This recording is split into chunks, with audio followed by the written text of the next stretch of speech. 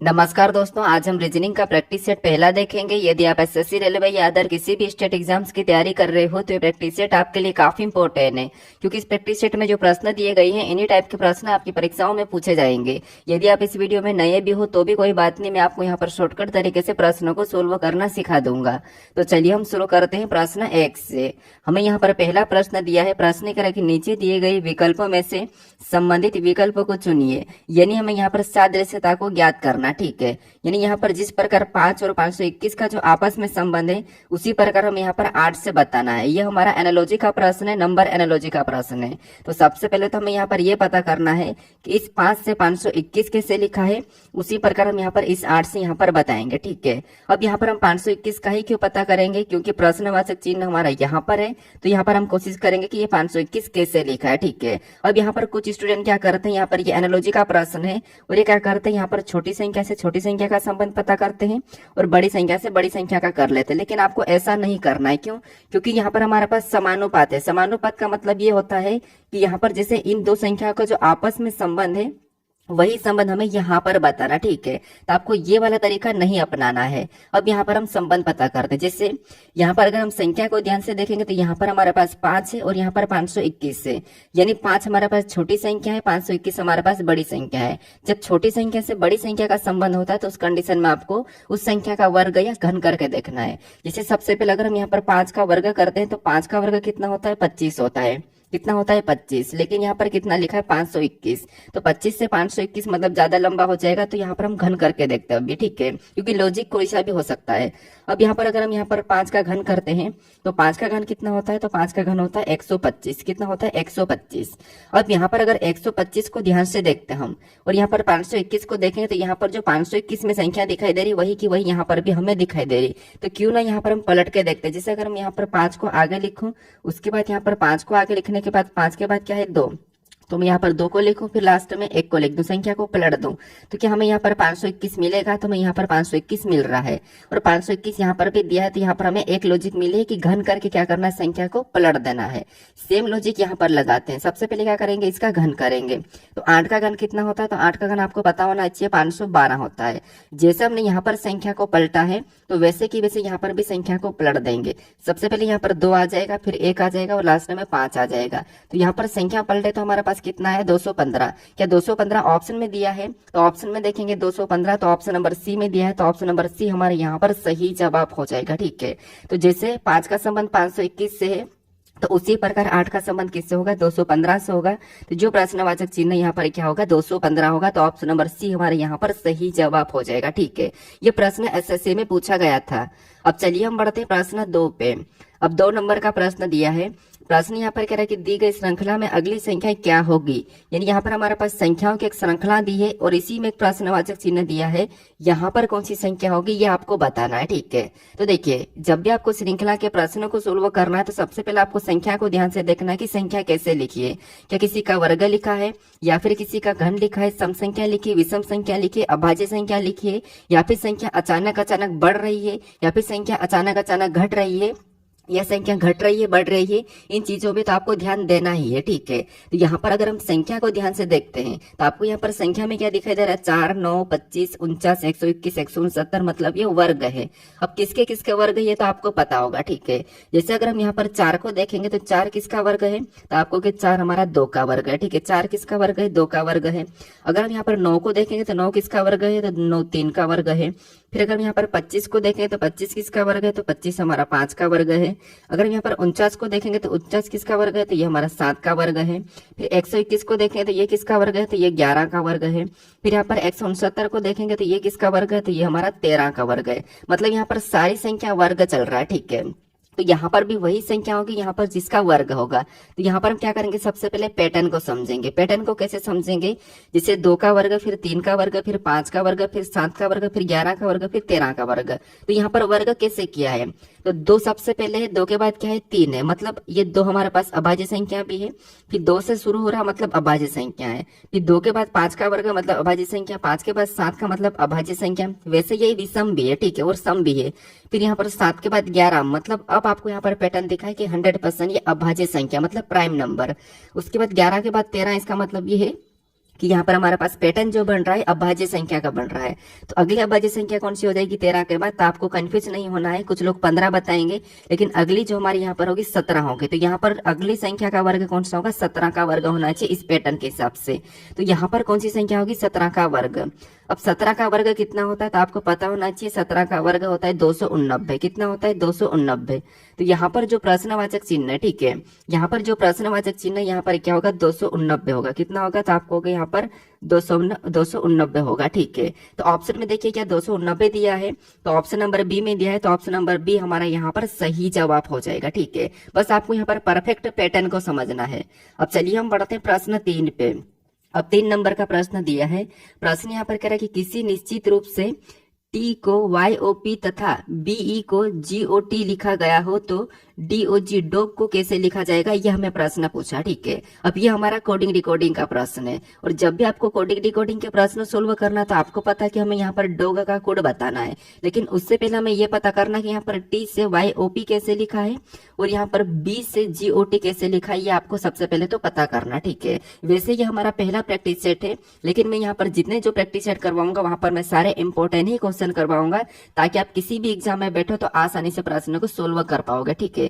चाहे एसएससी के अंदर कोई सी भी एग्जाम हो, या फिर रेलवे में कोई सी भी एग्जाम हो, या फिर स्टेट की कोई सी भी कांस्टेबल वाली हो, या कोई भी स्टेट एग्जाम हो, उसमें भी आप अच्छा ही कर पाओगे, ठीक है। क्योंकि मैं लगभग यहाँ पर जितने भी रीजनिंग के चैप्टर है उनके सभी प्रश्न को ऐड करके बताऊंगा, ठीक है। वैसे ये प्रैक्टिस सेट लंबा चलेगा, हालांकि मैं हर बार आपको 10 से 15 प्रैक्टिस सेट करवाता हूँ, लेकिन इस बार मैं आपको ज्यादा करवाऊंगा ताकि रीजनिंग कंप्लीट हो जाए, ठीक है। अब देखिए यहाँ पर हम सबसे पहले क्या करेंगे, इनका पता करेंगे। जिससे आपको पता है कि TEA मतलब टी, और टी का कुट क्या है, तो यहाँ पर YOP मतलब लेटर का कुट लेटर में ही है। वैसे अगर आपको अल्फाबेट की प्लेस वैल्यू या फिर अल्फाबेट के विपरीत नहीं पता है तो उसके ऊपर में मैंने एक वीडियो बना रखा, मैं आई बटन में दे दूंगा, तो उसे आप यहाँ पर जाकर देख लीजिए, यहाँ पर क्लिक करके, ठीक है, क्योंकि आपको ये याद होना जरूरी है। अब देखिए यहाँ पर हम क्या करेंगे, सबसे पहले जैसे एक एक लेटर को देखेंगे। यहाँ पर Y से, यहाँ पर देखिए T से Y कैसे लिखा है, तो T 20 नंबर पे, Y 25 नंबर पे, मतलब T से Y मतलब यहाँ पर कितना प्लस हो रहा है, तो यहाँ पर आप कहोगे T से Y मतलब यहाँ पर +5 किया है, ठीक है।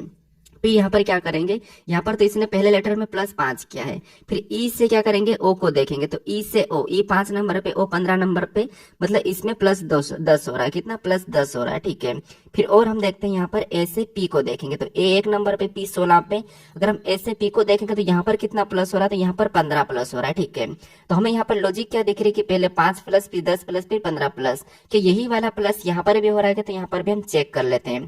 तो सबसे पहले बी से जी को देखेंगे, तो बी हमारा 2 नंबर पे, जी 7 नंबर पे, मतलब इसमें भी +5 हो रहा है, ठीक है। पहले इसमें भी +5 हुआ है।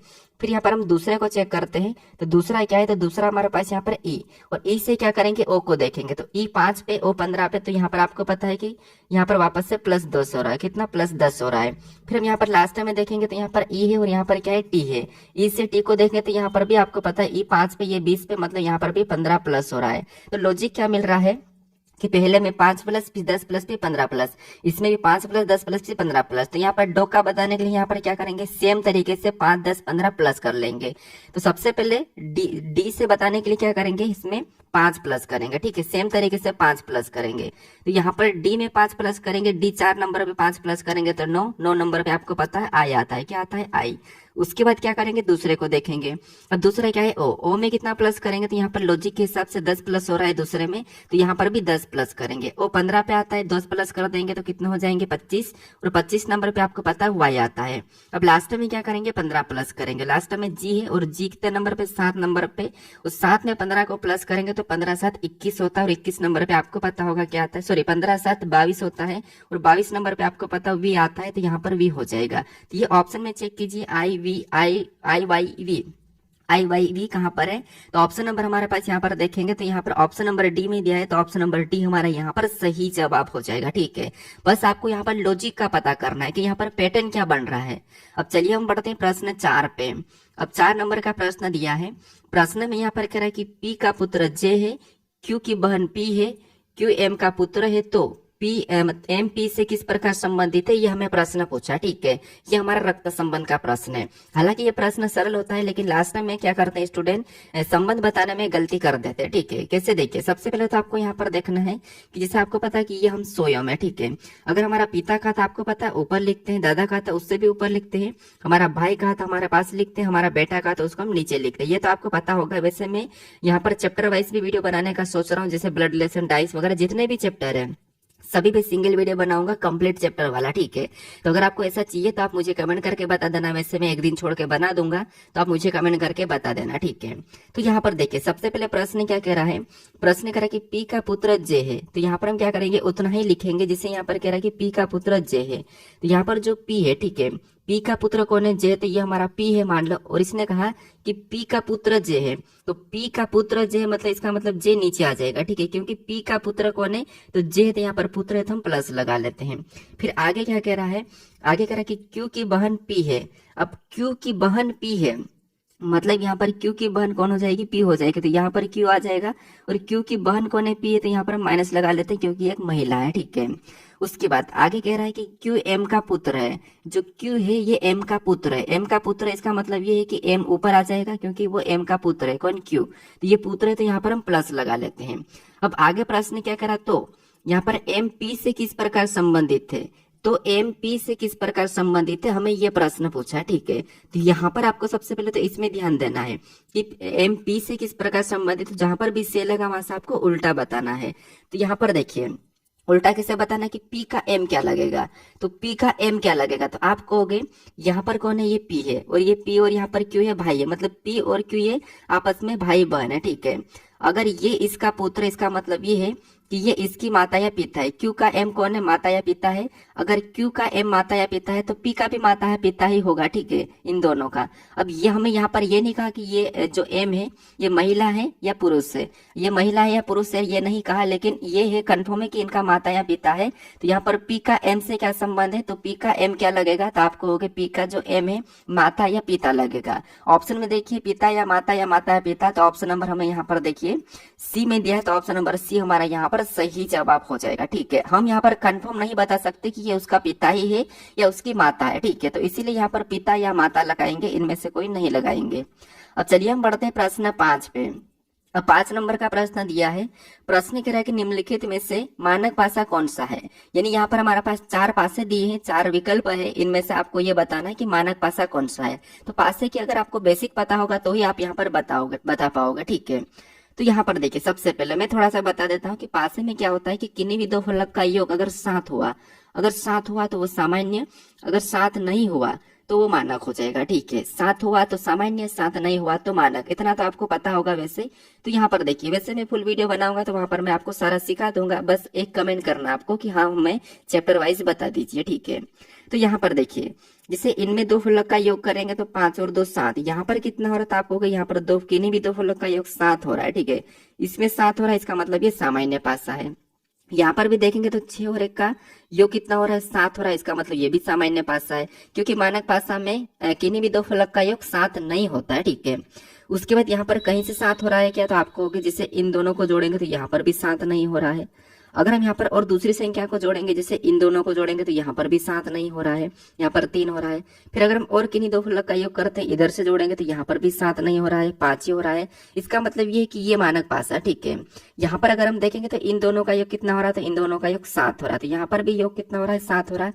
तो जिसमें 7 हो रहा है मतलब सामान्य पासा है, लेकिन इसमें नहीं हुआ तो ये मानक पासा है। तो हमें प्रश्न पूछा था कि मानक पासा कौन सा है, तो मानक पासा ऑप्शन नंबर सी वाला है, तो ऑप्शन नंबर सी यहाँ पर सही जवाब हो जाएगा। ठीक है, देखिए बेसिक भी आना जरूरी है, प्रश्न आपको कैसा भी पूछ सकता है।